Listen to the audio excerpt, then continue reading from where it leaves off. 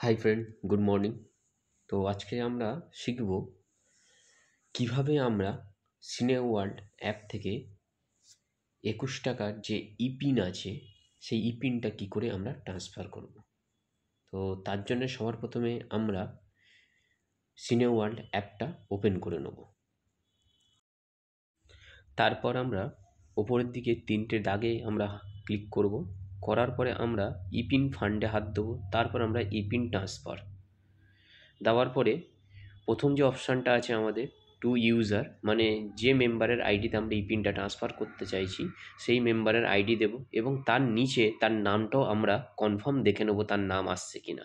ওকে, আসার পরে তারপরে আমরা তাকে কটা ইপিন পাঠাচ্ছি, যেমন আমি এখানে 5টা ইপিন পাঠাচ্ছি, তাই আমি লিখলাম 105 টাকা।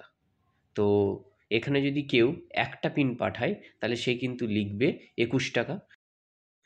তারপরে আমরা ট্রান্সফার নাও করব, তো ওই মেম্বারটার আইডিতে কিন্তু ইপিনটা চলে যাবে। অল ফ্রেন্ড, সবাই এই ভিডিওটিকে লাইক কমেন্ট করে জানাবেন কেমন হলো, অ্যান্ড এই চ্যানেলটাকে সবাই সাবস্ক্রাইবও করে নেবেন পরবর্তী ভিডিওগুলো দেখার জন্যে।